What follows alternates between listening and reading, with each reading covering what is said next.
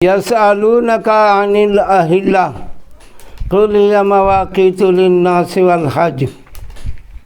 یہ محرم الحرام کا مہینہ شروع ہو گیا ہے جو سال کا پہلا مہینہ ہے، اور اللہ پاک نے 12 مہینے بنائے۔ اب لوگوں نے 69 بہت زیادہ بنا لیا ہے، اور اسے جو مؤثر سمجھے وہ غلط ہے، کیونکہ قرآن چاند کے بارے میں بتا رہا ہے کہ وقت پہچاننے کا ذریعہ ہے، تو یہ 69 جو انہی ایام میں بناتے ہیں اور پھر اس کو مؤثر سمجھتے ہیں کہ اس مہینے میں بارش ہوگی، اس میں کم ہوگی، اس میں زیادہ ہوگی۔ یہ سارا کچھ جو ہے ایمان یقین بنا لیتا ہے، یہ اعتقاد فساد اعتقاد ہے۔ ہاں ذریعہ ہے کہ جو مہینہ برسات کا ہے، کبھی کم کبھی زیادہ، انسان کے تجربات ہیں، لیکن یہ عقائد بنانے کی چیز نہیں ہے۔ تو مؤثر حقیقی اللہ پاک ہے، وہ جب چاہے بارش دے سکتا ہے۔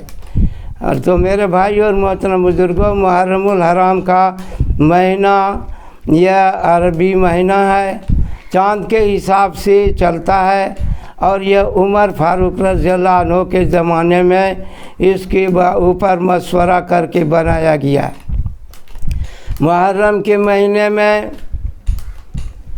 پہلے محرم تو وہ تھا کہ 10 واقعات محرم الحرام میں ہوا ہے۔ آدم علیہ السلام کا محرم الحرام کے اندر آنا، یوم جمعہ کا ہونا، عاشوراء کا دن ہونا، اسی طریقے سے ابراہیم علیہ السلام کا آگ سے نجات پانا محرم الحرام کا مہینہ ہونا، اسی طریقے سے نوح علیہ السلام کا واقعہ۔ نوح علیہ السلام کا ایک بیٹا کنعان تھا، تو اس کو کہا کہ آج کوئی اللہ کے عذاب سے نہیں بچے گا، تم آؤ اور ہمارے کشتی پر سوار ہو جاؤ۔ تو اس نے جواب دیا، سآوی الی جبل یعصمنی من الماء، کہ میں تو پہاڑ پر چڑھ جاؤں گا تو میں پانی کے عذاب سے بچ جاؤں گا۔ یہ پناہ گاہ انفرادی طور پر کنعان نے پہاڑ کو چنا تھا، اور وہ سمجھتے تھے کہ میں پہاڑ کی چوٹی پر چڑھ جاؤں گا تو میں اللہ کے عذاب سے بچ جاؤں گا۔ تو انفرادی طور پر جو اپنی پناہ گاہ بنا رکھتے ہیں وہ غلط ہے۔ نوح علیہ السلام کے زمانے میں جو پہاڑ کو پناہ گاہ بنانا چاہ رہا تھا، اس کو جو ہے اللہ پاک نے وہیں سامنے ہی ڈبا دیا۔ اللہ پاک سے درخواست کیا کہ اللہ ہمارا بیٹا ڈوب رہا ہے، کہا کہ وہ تمہارے اہل میں سے نہیں ہے۔ تو آج بھی ایسا ہی سہارا ڈھونڈتے ہیں۔ میرے بھائی اور محترم بزرگوں، یہ چشتیہ لائن کے اندر 300 مرتبہ درود شریف، 300 مرتبہ اللہم لا ملجا ولا منجا من اللہ الا الیہ، اور اس کے بعد پھر 300 مرتبہ درود شریف پڑھ کے دعا کرتے ہیں۔ گویا کہ اس کے اندر یہ تعلیم دی جاتی ہے کہ آپ کا پناہ گاہ کیا ہے، کہاں آپ چھپتے ہیں۔ بچہ ہے، ماں باپ کے پیچھے اس کا پناہ گاہ ہے، بیوی ہے، شوہر پناہ گاہ ہے، اسی طریقے سے غلام ہے، آقا اس کا پناہ گاہ ہے۔ اگر اس کے یہ جو ہے سہارا تو ملتا ہے، لیکن اسی کو پناہ گاہ مکمل سمجھ لینا یہی دھوکہ ہے۔ تو اس نے جو ہے یہیں پر غلطی کیا۔ تو جیسے کنعان کافر تھا اور اس نے جو ہے پہاڑ کو پناہ گاہ بنایا، تو اس طریقے سے انسان کوئی پناہ گاہ ڈھونڈتا ہے۔ غلط کرنے والے اندر میں پناہ کہیں چھپنے کا پناہ گاہ بناتے ہیں، غلط کار لوگ کسی پارٹی کو پناہ گاہ مانتے ہیں، ایسے بہت سی پناہ گاہیں ہیں جس میں اپنے کو بچانے کی کوشش کرتا ہے، لیکن اللہ تعالیٰ ہر ایک پر نظر رکھتا ہے اور جب چاہے اس کو جہاں چاہے پکڑ سکتا ہے۔ موت کے بارے میں تو صاف بول دیا کہ یدرککم الموت ولو کنتم فی بروج مشیدہ، محفوظ قلعے میں بھی تم رہو گے تب بھی تمہاری موت آ کر رہے گی۔ تو موت ایک مخلوق ہے جو اتنی گرفت مضبوط ہے کہ اللہ کا بنایا ہوا ایک مخلوق ہے، ان کی گرفت سے کوئی نہیں بچ سکتا۔ بڑے بڑے پہلوان نہیں بچ سکے، کوئی بادشاہ نہیں بچ سکا۔ تو اس طریقے سے پناہ کس سے لینی چاہیے؟ موسیٰ علیہ السلام سے کسی نے پوچھا افلاطون کہ تم جو ہے اگر یہ آسمان کو، پورے آسمان کو دھنس بنا دیا جائے اور اس زمین پر جتنا درخت ہے اس کو تیر بنا دیا جائے اور اس کے بعد چھوڑنے والا یہ مصائب کا تیر آپ کے اوپر پھینکے تو آپ کیسے بچیں گی؟ تو موسیٰ علیہ السلام نے جواب میں فرمایا کہ جو تیر پھینکنے والا ہے مصائب کا، میں ان کے پناہ میں چلا جاؤں گا۔ تو میرے بھائی اور محترم بزرگوں، پناہ گاہ اللہ ہے، اللہ کی ذات ہے، اس کے صفات ہیں اور اسی سے پناہ چاہنا ایک مومن کا ہے۔ اس کے علاوہ جتنی بھی پناہ گاہیں ہیں انفرادی طور پر وہ سب غلط ہے۔ اور اس کے بعد اگر اجتماعی طور پر دیکھا جائے تو فرعون نے اس بات پر وہ مطمئن تھے کہ ہماری فوج بہت زیادہ ہے اور ہمیں دنیا میں کوئی مٹا نہیں سکتا ہے۔ اس فوج کے بلبوتے پہ اس میں غرور آیا اور اتنا بڑا دماغ کہ اپنے کو ربکم الاعلیٰ بھی کروا دیا۔ لیکن سارے غرور کو اللہ پاک نے پانی میں ملا کے دکھلا دیا، ڈبا کے دکھا دیا کہ وہ کوئی کام نہیں آیا۔ آئیے ہم دیکھتے ہیں کہ آپ صلی اللہ علیہ وسلم کے جانثار صحابی حنین کے موقع پر 12,000 کی تعداد تھی، تھوڑا سا عجب آیا تھا، مطلب خوشی آئی تھی کہ اب ہم لوگوں کی تعداد اچھی خاصی ہو گئی ہے، اب ہم کچھ کر سکتے ہیں۔ تو آپ نے دیکھا کہ پہاڑوں کے اوٹ سے جب تیر چلنا شروع ہوا تو مجمع میں جمنا مشکل ہو گیا۔ آپ صلی اللہ علیہ وسلم نے رز کے طور پر کہا انا النبی لا کذب انا ابن عبد المطلب، اور لوگوں کو آواز دیا کہاں ہے وہ انصار، کہاں ہے وہ مہاجرین۔ پھر سارے لوگ جمع ہوئے، پھر اللہ کی مدد آئی۔ تو پتہ چلا کہ اجتماع اگر آپ کی ہے، کوئی اجتماعیت ہے، کوئی تنظیم ہے، کوئی جماعت ہے، ساتھیوں کی ہو، اکابرین کی ہو، سب ملا جلا کے ہو، گاؤں والوں کی ہو، علاقے والوں کی، جیسی بھی جماعت ہے، اگر جماعت کے اوپر آپ فخر کر رہے ہیں، یہ عجب میں مبتلا ہو رہے ہیں کہ ہم کچھ کر سکتے ہیں، تو یہ دھوکہ لگا ہے آپ کو، کیونکہ صحابہ سے اچھی جماعت کسی کی نہیں ہو سکتی ہے، گارنٹی والی جماعت ہے۔ ایک ایک افراد اچھے ہیں۔ آپ صلی اللہ علیہ وسلم نے فرمایا صحابی کا نجوم، کہ میرے صحابی جتنے ہیں ایک ایک صحابی ستارے کے مانند ہے، بِأَيِّهِمْ اقْتَدَيْتُمْ اهْتَدَيْتُمْ، تم جس کو بھی مقتدا بناؤ گے ہدایت پر رہو گے۔ تو کسی صحابی کا بھی زندگی سامنے رکھ کر اگر زندگی گزارتا ہے تو اس کو ناکام زندگی نہیں کہیں گے، کیونکہ وہ ستارے کے مانند ہدایت یافتہ۔ وَبِالنَّجْمِ هُمْ يَهْتَدُونَ، ستاروں سے راستے ملتے ہیں۔ کتب بھی ایک ستارہ ہے، اس سے بھی سمت مقرر ہوتا ہے، لیکن کوئی ضروری نہیں کہ سارے عالم میں کتب سے ہی رہنمائی کرے۔ قرآن نے بتا دیا وَبِالنَّجْمِ هُمْ يَهْتَدُونَ کہ ستاروں سے تم ہدایت پاتے ہو، راستہ پاتے ہو۔ تو پتہ چلا کہ دنیا میں جو منصب مقامات والے جو اولیاء ہیں ان سے تو سمت درست ہوتا ہے، لیکن ہدایت کے لیے ضروری نہیں کہ انہی کے ذریعے سارے عالم کو ہدایت ملے۔ جتنے لوگ بھی ہدایت کا کام کرنے والے علماء کرام ہیں، بڑے بڑے اکابرین ہیں اور دین کی محنت کرنے والے دائی ہیں، اللہ تعالیٰ ایک ایک آدمی کے پیچھے نہ جانے کتنے لوگوں کی ہدایت چھپا رکھا ہے، اور اللہ تعالیٰ جو ہے اس کو کامیابی دیتا ہے۔ کہا کہ جہاں قلت اور کثرت کی بات ہوتی ہے، کم فیاتن قلیلتن غلبت فیاتن کثیرتن باذن اللہ، آپ صلی اللہ علیہ وسلم کے وقت میں تو 313 کی جماعت تھی، بظاہر لوگ مایوس ہو رہے تھے کہ ہماری تعداد کم ہے، ہتھیار کم ہے، دشمن بڑے ہیں، ان کے پاس ہتھیار ہے، تعداد زیادہ ہے، لیکن تعداد کے اعتبار سے خوف تو تھا، لیکن دل سب کا اطمینان تھا کہ اللہ کے حکم کے بغیر کچھ بھی نہیں کر سکتا، پوری دنیا مل کر ہمارا کچھ نہیں کر سکتا۔ وہ اصحاب بدرین تھے، ان کا ایمان تھا، تو اس کی وجہ سے اللہ تعالیٰ کی مدد اتری اور 313 کو 1000 کے مقابلے میں کامیاب کر دیا۔ آئیے آگے چل کے دیکھتے ہیں کہ خالد بن ولید رضی اللہ عنہ 60,000 لے کر کے میدان میں اترے ہیں رومیوں سے مقابلہ کرنے کے لیے، تو ادھر سے 3 لاکھ کی فوج کی تعداد ہے، اور سب اللہ پاک نے 60,000 والے کو 3 لاکھ والے کے اوپر کامیابی عطا۔ تو اجتماعی طور پر اللہ کے علاوہ کوئی پناہ گاہ نہیں ہو، اور انفرادی طور پر اور اجتماعی طور پر بھی ہمارا کوئی پناہ گاہ اللہ کے سوا نہیں ہو۔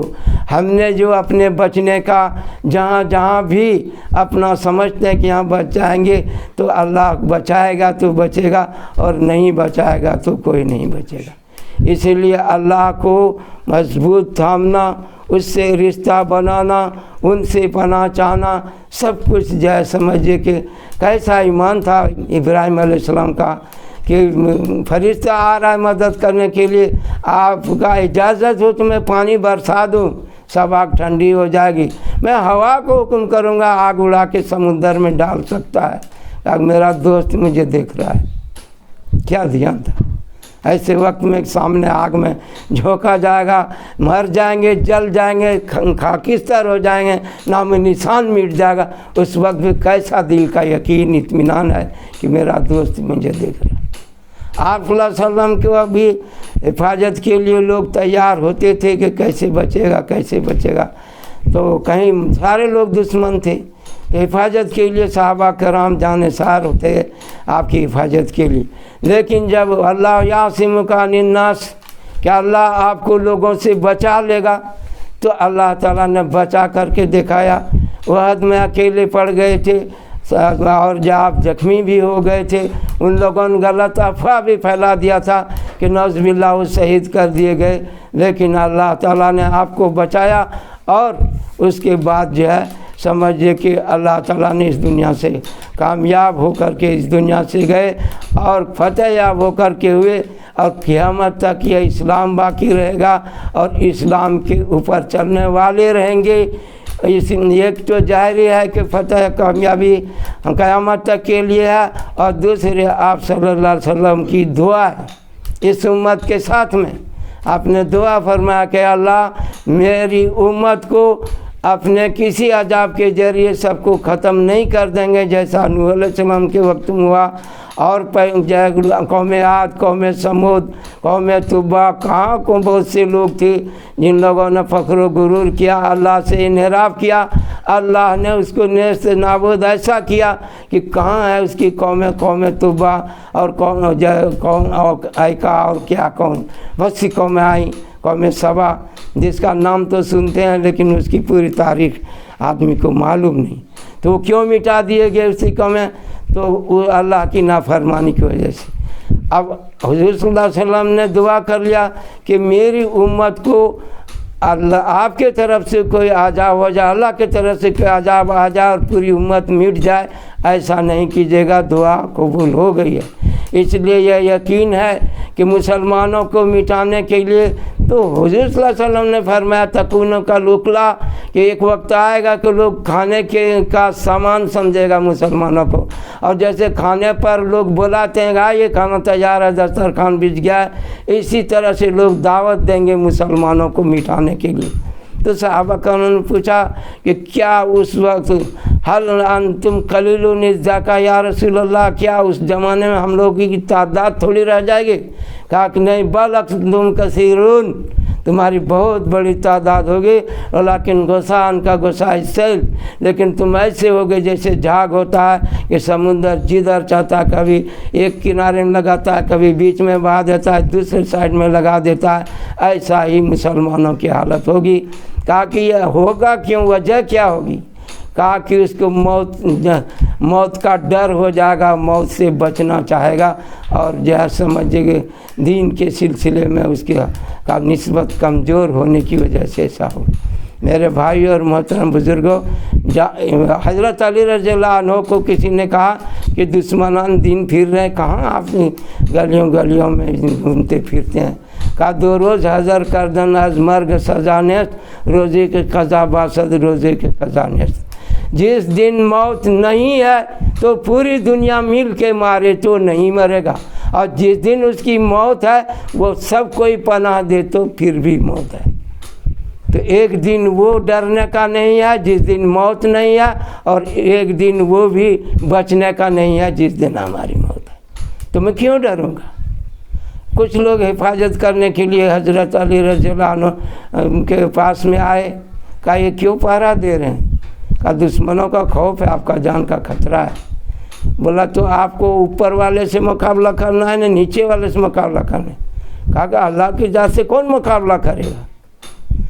زمین والوں سے مقابلہ کرنا چاہتے ہیں۔ کہا کہ یاد رکھو کہ جب تک آسمان میں اللہ کے یہاں فرشتوں کی مجلس میں وہاں پاس نہیں ہو جاتا ہے مجلس میں، اس وقت تک زمین میں کوئی حکم نافذ نہیں ہوتا، آتا نہیں ہے۔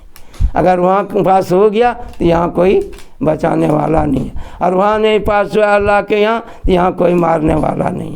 جائیے اپنا صحیح آرام کیجیے، کیوں میرے لیے جان دے رہے ہیں؟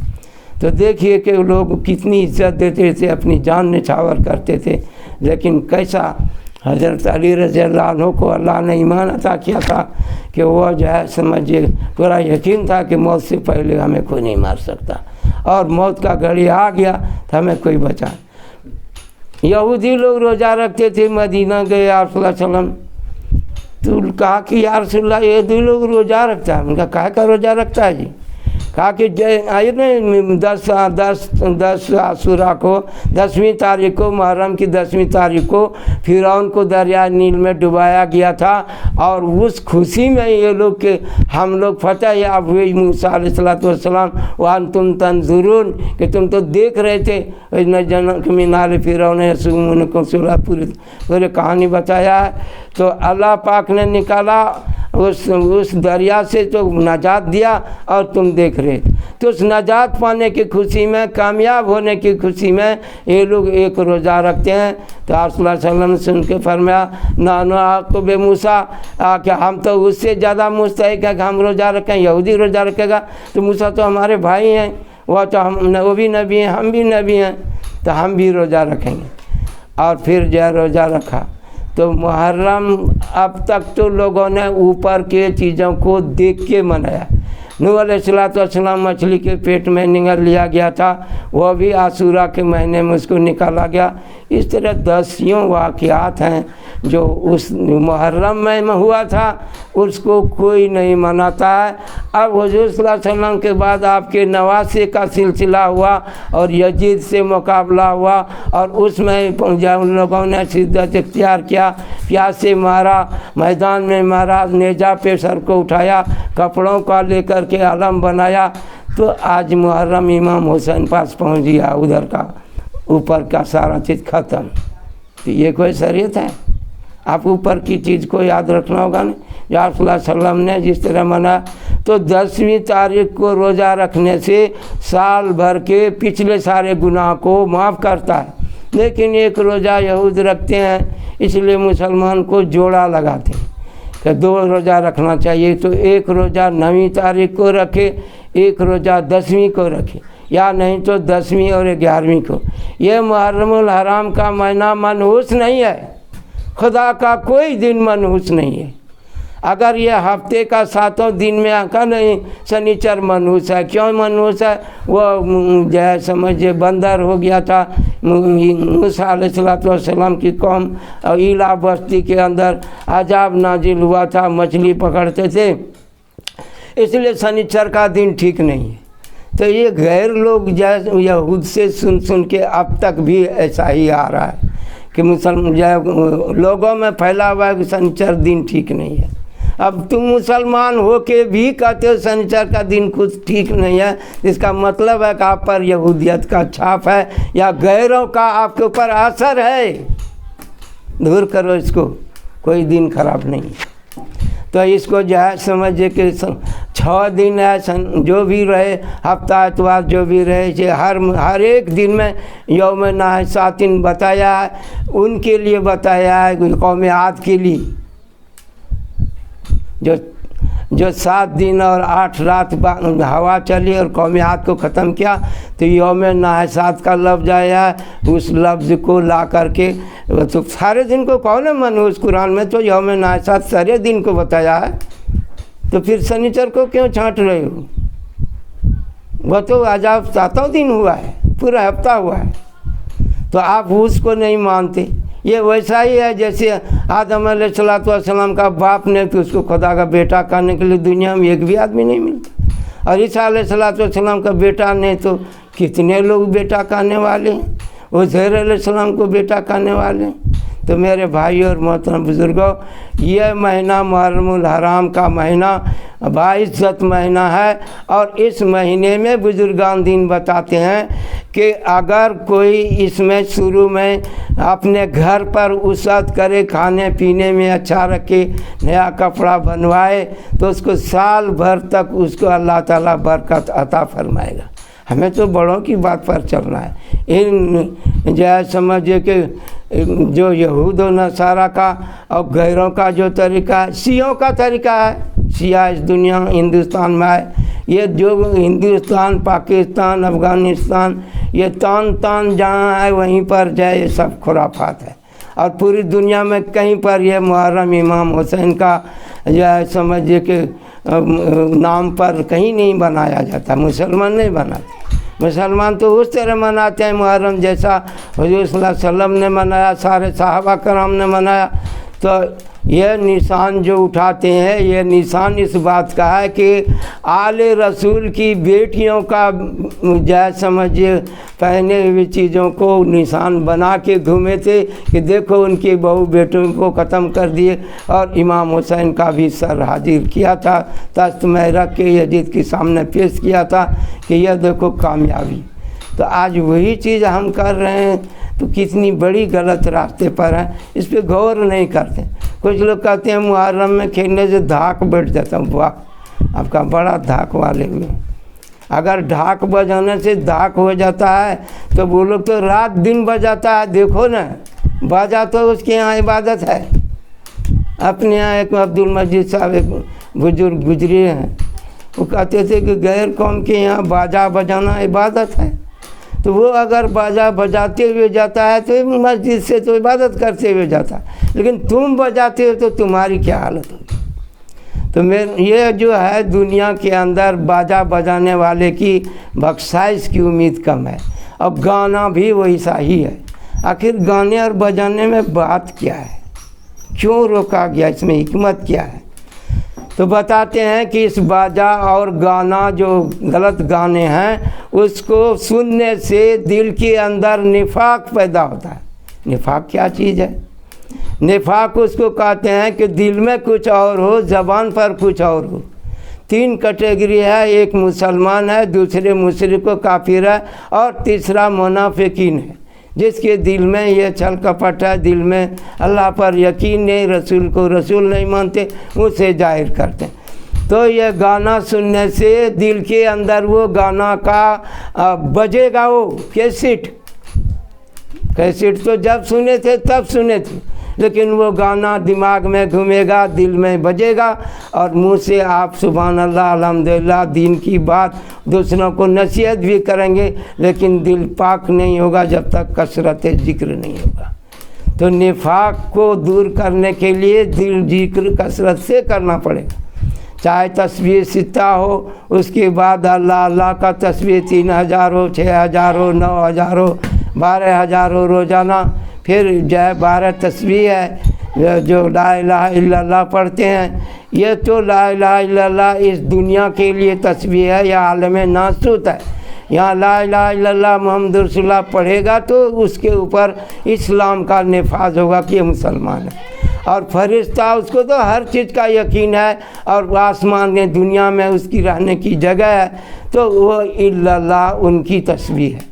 اور اس کے اوپر آگے آپ جائیں گے عرش کے اوپر، تو وہاں جو ہے اللہ یہ جو سمجھے ہاہوت ہے، اس کا نام ہاہوت ہے۔ اور اس کے اوپر میں جو سمجھے کہ 2.5 لاکھ برس کے اونچائی پر جو ہے وہ عالم ناس جو لاہوت ہے، اس کے سوا کوئی نہیں ہے۔ اس کو علامہ اقبال نے کہا اے طائر لاہوتی، اس رزق سے موت اچھی، جس کی رزق سے آتی ہو پرواز میں کوتاہی۔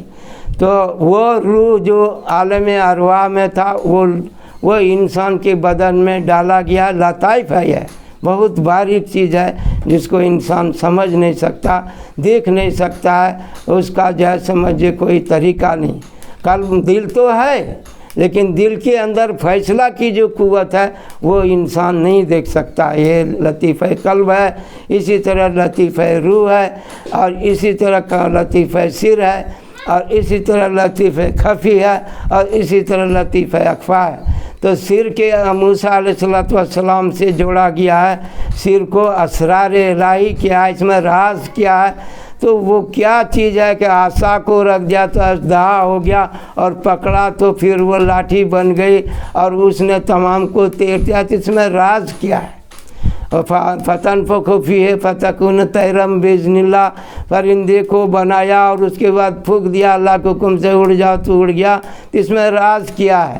تو یہ خفی ہے، اس میں اللہ کا کچھ پوشیدگی ہے جو اللہ کی قدرت پوشیدہ ہے۔ تو عیسیٰ علیہ السلام کے ساتھ لوگوں کے صحیح کرنے کے لائن سے ہے تو اس کو خفی بولتے ہیں، اور موسیٰ علیہ السلام کے وقت میں جو اسرار ہے اس کو وہ سلسلہ اس وقت بھی آئے گا، اس لیے وہ سلسلہ بھی فیض باقی ہے جو بنی اسرائیل ہوا، تو اس کو سر بولتے ہیں۔ اور اخفا حضور پاک سرور کائنات محمد مصطفیٰ صلی اللہ علیہ وسلم کی ذات مبارک ہے جو بہت زیادہ پوشیدہ۔ ابھی آپ نے نعت شریف شروع میں سنا نہیں کہ ان کے فضائل کیسے سنا سکتے ہیں، کیا کر سکتے ہیں؟ تو کیا اس کو کون بتا سکتا ہے؟ جب عرش سے آپ کی مدح انسان کیا کر سکے؟ عرش سے جب درود و سلام آ گیا، یصلون علی النبی ہے کہ ہر وقت رحمت اترتی۔ تو اللہ پاک جس ذات گرامی پر ہر وقت مسلسل درود بھیجتے ہوں، رحمت بھیج رہے ہوں، فرشتے بھی بھیج رہے ہوں، مسلمانوں کو حکم ہے، تو اس ذات عالی کو کون پہنچا سکتا ہے؟ محمد کا رتبہ، محمد کا درجہ، عمر ہو تو سمجھے اور علی ہو تو جانے۔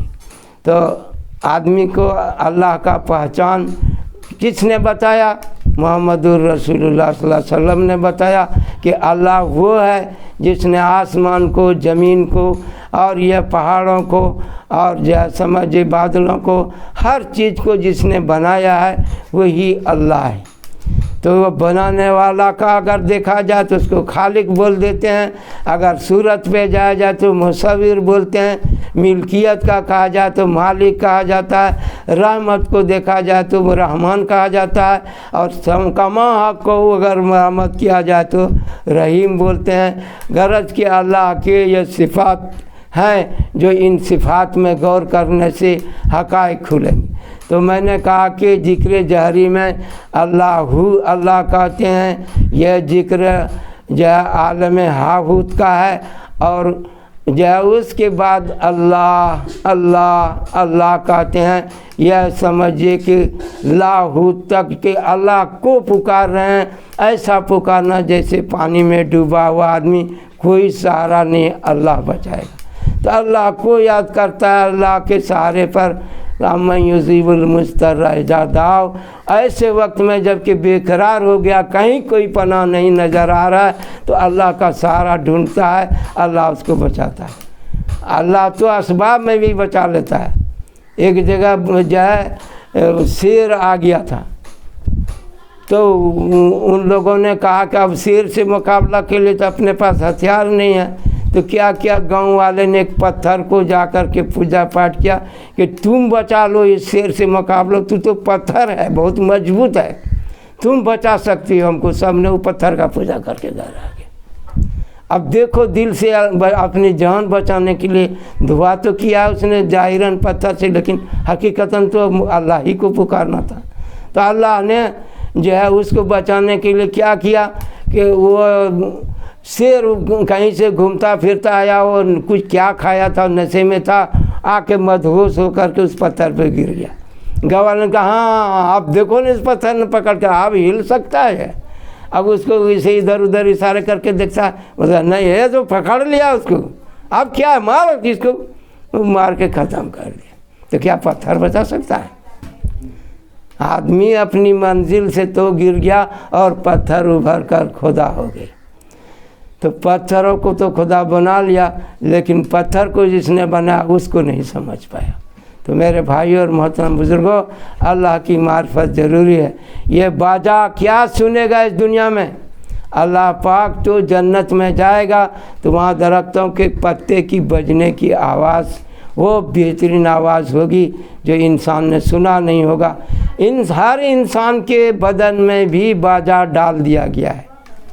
اب اس کو اگر اللہ اللہ کر لے تو ہر وقت دل کا ذکر کریں گے تو اللہ اللہ کی آواز آئے گی، اور کان سے لگے گا سن رہے ہیں۔ اب کوئی چیز اللہ پاک کشف میں دکھاتا ہے، لگتا ہے کہ آنکھ سے ہی دیکھ رہے ہیں، لیکن آنکھ سے نہیں دیکھ سکتا۔ لا تدرک الابصار وہو یدرک الابصار وہو اللطیف الخبیر۔ تو ایک آنکھ ہے جس کو بصارت کہتے ہیں، اور ایک آنکھ دل کی ہے جو بصیرت کہتے ہیں، کھل گئی جب سے چشمے بصیرت اپنی نظروں سے خود گر گئے۔ تو بصیرت کی نگاہ جس کی کھل گئی تو سمجھو کامیاب ہوا۔ بصیرت کی نگاہ کھلنے کے لیے قلب کو اللہ اللہ کا اوپر مشق کرنا پڑے گا، ذکر قلبی کہتے ہیں، اور اس سے انوار بھی پیدا ہوگا اور اذکار بھی پیدا ہوگا، اور پورے بدن میں دوڑ جائے گا اور رگوں رگوں میں پہنچ جائے گا، یہاں تک کہ کوئی جگہ باقی نہیں رہے گی کہ سر کے بال سے پیر کے ناخن تک ڈوب جائے ذکر میں۔ اس کو سلطان الاذکار کہتے ہیں۔ تو اس لیے بولتے ہیں باجا بجا راجا بھولا۔ جب یہ باجا بج گیا، آپ کان بند کر کے دیکھیے نا آپ کا کان میں آواز ہے کہ نہیں، باجا ہے کہ نہیں۔ وہ کہتے ہیں لا تقف علی حدین، کہ یہ کہنا چاہیے کہ کسی جگہ رکو مت، چلتے رہو، دم مدار بیڑا پار، دم مدار بیڑا پار کوئی بولتا ہے، مزاروں پہ جا کے ادھر سے ادھر کچھتا ہے کہ دم مدار بیڑا پار۔ آپ کو کہنے لا تقف علی حدین، کسی جگہ رکو مت، جو دے مسلسل کرتے رہو، مسلسل کرتے رہو، اللہ ایک نہ ایک دن کامیاب دے۔ تو مدد حاصل کرنے کے لیے صبر ہے جو محنت کرتے وقت کرنا پڑے گا اس میں، اور ایک ہے نماز۔ یہ تو اسباب ہے، اور نماز کو ہی سمجھ لینا کہ یہی بچائے گا ہم کو، جنت میں پہنچا دے گا، اور یہ نماز بچا لے گی، اس میں اللہ نے تاثیر رکھا ہے۔ تو اچھے جو اعمال ہیں وہ حجاب نورانی ہے، اور جو غلط کام ہے وہ حجاب ظلمانی ہے۔ حجاب دونوں ہے اللہ سے پہنچنے میں۔ ہاں، تو اللہ کی قدرت ہر جگہ لگی ہے اللہ کے اوپر، اس لیے اللہ تک، اللہ میں کیا حجاب، 70,000 پردے ہیں اللہ اور بندے کے درمیان۔ وہ کون پردہ لگایا؟ اللہ پردے میں رہتا ہے کیا چھپ کے؟ نہیں، یہ ہمارے کمزوری کا حجاب ہے۔ ہم اللہ کو ان آنکھوں سے نہیں دیکھ سکتے۔ پریکٹیکل میں موسیٰ علیہ السلام کو وقت کر کے دکھا دیا۔ کھلانے کے معاملے میں سارے عالم کو کھلائیں گے، رزق کے معاملے میں اللہ روزی دے گا، آپ سے نہیں ہوگا۔ ہدایت کے معاملے میں سارے لوگ سرنڈر ہیں، انک لا تہدی من احببت، آپ جس کو چاہیں ہدایت کا کام تھا زندگی کیا، اللہ نے ہدایت دیا۔ اسی لیے بتایا جس کو اللہ مسلمان بنانا چاہتا ہے، یا سرا صدر للاسلام، اسلام کے لیے اس کا دل سرد صدر کر دیتا ہے، اور پھر اس کے بعد پہلے اسلام میں داخل ہوتا ہے، پھر ایمان اس کے اندر داخل ہوتا ہے۔ اسی لیے بتایا کہ لا تقولوا آمنا، دعویٰ مت کرو کہ ایمان والے ہیں۔ الذین قالوا آمنا وہم لا یفتنون، تو جو لوگ کا دعویٰ ہے کہ ہم ایمان والے ہیں تو فتنے میں ڈالا ہی جائے گا. تب پھر جب تک نہ سونا آگ میں کندن نہیں ہوتا ہے تو سونا اور چاندی، لیکن اسے تپایا جائے گا، پگھلایا جائے گا، اسے پٹا جائے گا، بنایا جائے گا، تب وہ کہیں جائے پہننے کے لائق زیور بنتا ہے. تو اسی طرح انسان تو اشرف المخلوقات ہے، مسلمان ہے، لیکن اس کی اصل کامیابی حضور صلی اللہ علیہ وسلم کے طریقے میں ہے، اور اللہ کو پہچاننا اور ہر وقت اس کی پناہ میں رہنا، یہی اصل کام ہے. اور جب اللہ کی پناہ ڈھونڈے گا، آپ دین پر چلنا چاہتے ہیں، کون چلائے گا بولیے؟ ٹھیک ہے آپ نے پڑھا ہے تو کتاب آپ کو پڑھا دے گا. ٹارچ میرے پاس میں، ہم گڈھا اونچا سب نظر میں آئے گا، لیکن ہمارا کمزور ہے پیر، بدن کمزور ہے، ٹارچ بچا لے گا؟ نہیں بچائے گا. ایسے آپ کا پڑھائی بخاری شریف تک سب ازبر ہو، یاد ہو، لیکن وہ بخاری نہیں یاد بچائے گا آپ کو. کہیں کوئی گڑبڑی ہوگا، آپ کو بچنا ہوگا، آپ کو کوشش کرنا ہوگا، اللہ بچائے گا. یہی جو مجدد الفسانی رحمۃ اللہ علیہ کے یہاں ختم ہے کہ 500 مرتبہ لا حول ولا قوت الا باللہ العلی العظیم. ہمیں گناہوں سے بچنے کی طاقت نہیں ہے، اس پر ہم ابھی تک میرا دل نہیں آیا ہے. ہم تو یہی کہتے ہیں کہ ہم بچتے ہیں، اب کرواتا شیطان ہے، اب بچتے ہم ہیں. اور نیکی اگر ہو گیا تو آل ان آل ہم ہی کرتے ہیں، کہیں سے کوئی مدد نہیں. کدھر گیا ایمان؟ بولو.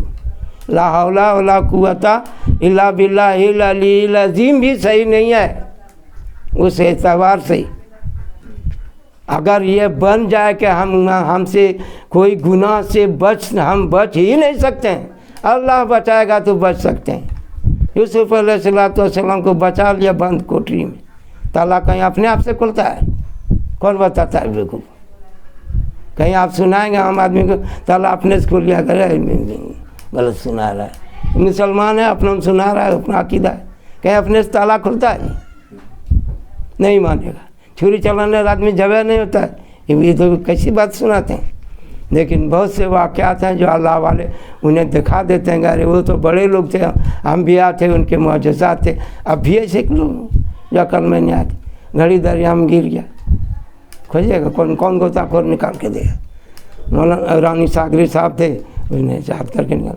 پیالی چلا گیا، وہ اتنا لوگ 30,000 آدمی اب دریا میں پیدل پار ہو رہے تھے، ایگو کا پیالی گر گیا چلا. اس نے کہا کہ ہمارا پیالی واپس کرو، نہیں تو ایسا کوڑا ماریں گے کہ تم کو خشک کر دیں. بولے کوڑا مارنے سے سمندر سکتا ہے؟ بات سنو دیکھو. ارے ہمیں کوئی مشین لے کے جاتا ہے تو ہم پانی نکال دیں گے تو بات سمجھ میں آتی. لیکن کہتا ہے کہ ہم ماریں گے ایسا کوڑا تم کو سکھا دیں گے. اب اس نے پیالی بھی دے دیا. کیا ایسا بھی ہوتا ہے؟ زمین ہلنے لگی، جل جلا ہو گیا. عمر جلال زمین پہ ایک کوڑا مار گیا، ٹھہر جاؤ. اس زمین پہ ایسا آدمی موجود ہے کہ جس نے اپنی زندگی میں کوئی گناہ نہیں کیا ہے، تم کیوں ہلتی ہے؟ تو ایسے بھی لوگ ہیں. کیسا ایمان تھا؟ پہاڑ جیسا ایمان. تو ہمیں ایمان کیسے مضبوط ہوگا جب ہر جگہ سے کٹ کے اللہ کو سہارا بنائیں گے؟ تو میرے بھائی اور محترم بزرگوں، اس کو پناہ گاہ بنائیں، اس پر توکل کریں، ہر کام میں اس پر رجوع کریں. دعا سے ہو، نماز سے ہو، صبر سے ہو، جس لائن سے ہو. اگر حیران اللہ تک دھیان ہو جائے، مسلسل رہنا جائے، جس کو نسبت بولتے ہیں، 4 گھنٹے تک اس طرح کا عالم گزرے، تو کہا جا سکتا ہے کہ ہاں 1/3 حصہ تو ہو گیا دن بھر میں، یا 1/6 حصہ ہو ہے نہیں. تو اس طریقے سے جو ہے سمجھو کامیاب انسان ہے. تو کوشش کرنا ہے. سالک کیا ہے؟ سالک چلتے رہنا، کرتے رہنا، چلتے رہنا، کرتے رہنا. اللہ کامیاب کرے گا اس محنت کو دیکھ کے، تو اس کو سالک بولتے ہیں. اور مجذوب یہ ہے کہ وہ کر رہا تھا کچھ، اس کو اللہ نے کھینچ کے پکڑ کے بچا دیا. موسیٰ علیہ السلام بیوی بچوں کے بیچ پھیرے میں تھے، اس کو کوئی طور پہ بلا کے پیغمبری دے دیا. ایک مجذوب رہتا تھا، ایک بادشاہ نے کہا کہ سنتے تم اللہ والا ہو گیا. کیسے ہو گیا؟ اس کو بلاؤ، کون ہے؟ کہا کہ وہی آدمی تو ہے. پکڑو اس کو. اور پیچھے میں سیڑھی لگایا، اس کو اوپر کر دیا. بادشاہ نے پوچھا کہ تم اللہ والا کیسے ہو گیا؟ مجذوب ہے کیسے ہو گیا اللہ؟ کہا کہ ہم تو جا رہے تھے اپنا کام سے، آپ نے سپاہی بھیج کے پکڑ کے میں اپنے پاس میں بلا لیے، تو ہم بادشاہ کی خدمت میں حاضر گئے، لوگ اجازت لیتے رہ گیا، سپاہی نے دھکا مار کے بھگا دیا، ہمارے پاس سپاہی نے پکڑ کے آپ تک آ گیا۔ تو ایسے ہی اللہ پاک کھینچ کے اپنا تک کر لیتے ہیں، تو کیا ہوا اس میں؟ تو جذبہ ہر انسان میں، جیسے ہر لوہے میں مقناطیس ہوتا ہے، کھینچنے کی طاقت ہوتی ہے، لیکن مرتب نہیں رہتا ہے، تو نہ پائیں گے کبھی اہل جنوں کی شان اختائے، کریں تاعمر چاہے خامہ فرسائے۔ پوری زندگی لکھیں تو ایک اللہ والے جو اس کے دھیان میں رہتے ہیں، اس کو بھی نہیں بیان کر سکتا، غلاموں کے فضائل کو نہیں بیان کر سکتا، آقا کا تو اس کا تو سمجھ گرد بھی نہیں پا سکتا۔ تو اس دنیا کے اندر اگر کچھ بننا ہے تو لا الہ کہتا ہے کہ تم سب کو چھوڑنا ہے، یہی اسی کلمے میں ہی سب چیز ہے۔ اگر آپ دا نفس کا وطال، نفس کو چھوڑ دو، میرے پاس میں آ جا، اللہ تک پہنچنے کا ایک قدم ہے۔ وہ قدم کیا ہے کہ نفس کو چھوڑ دو، میرے پاس آ جا۔ کوئی کا 2 قدم ہے اللہ تک پہنچنے میں دوری، وہ کیسے ہوگا؟ کہا ایک قدم دنیا پہ رکھو، مجھے دنیا نہیں چاہیے، اور دنیا کی محبت دل سے نکال دو، اور ایک قدم آخرت کو پر رکھو کہ ہمیں جنت بھی نہیں چاہیے۔ جنت تو مانگنے کا حکم ہے، اس لیے مانگتے ہیں، اس لیے نہیں کہ لالچ ہے، اس لیے مانگتے ہیں۔ مانگو ہم سے جنت الفردوس مانگو ہم سے، تو اللہ نے مانگنے کا ہے، اس لیے مانگتے ہیں۔ یہ نہیں کہ ہم جنت کے طالب ہیں، طالب تو اللہ کا ہونا چاہیے، لیکن جنت کا طالب بھی غلط نہیں، چونکہ آخرت کا منزل ہے۔